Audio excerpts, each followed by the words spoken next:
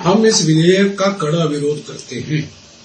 17 जनवरी 2024 को कांग्रेस अध्यक्ष मल्लिकार्जुन खड़गे जी ने रामनाथ कोविंद जी की समिति जो थी, रामनाथ कोविंद जी उसके अध्यक्ष थे, उनको 4 पन्ने का एक खत लिखा कि कांग्रेस पार्टी क्या कारण हम इस विधेयक का विरोध कर रहे हैं।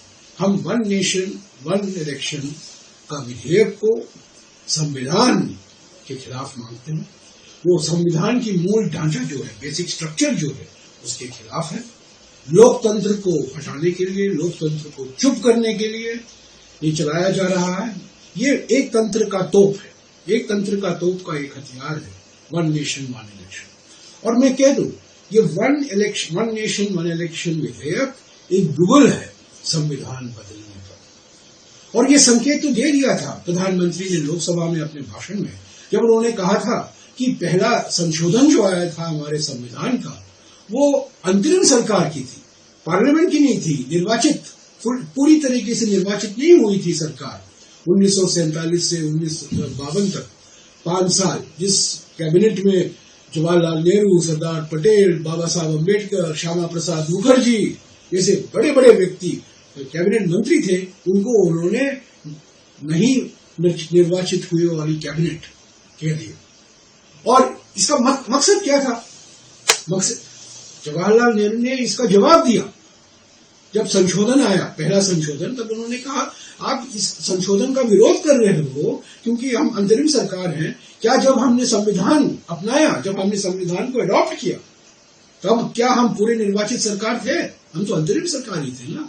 1947 से लेकर 1952 तक पहला चुनाव, आम चुनाव हमारे देश में 1952 में हुआ।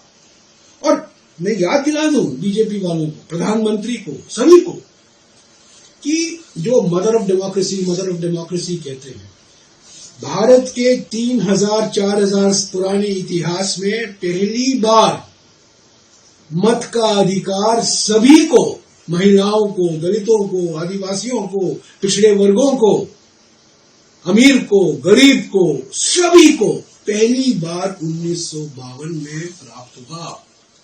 1 मैन 1 वोट, 1 वुमन 1 वोट जो कहते हैं, वो कभी हमारे देश के इतिहास में नहीं था, कभी नहीं।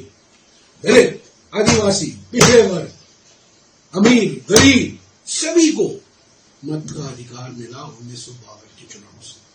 तो मेरा ये मानना है कि ये 1 नेशन 1 इलेक्शन बिल दरवाजा खोलता है संविधान को बदलने के लिए। ये नया संविधान लाना चाहते हैं, ये इनका दोगलापन दर्शाता है, हिपोक्रेसी दर्शाता है। यहां माथा फेंकते हैं, बाबा साहब अम्बेडकर की का नाम तो लेते हैं, पर असली मकसद क्या है? 1 नेशन 1 इलेक्शन बिल पहला मील पत्थर है, दूसरा मील पत्थर है इस संविधान, बाबा साहब अम्बेडकर के संविधान को बदलना।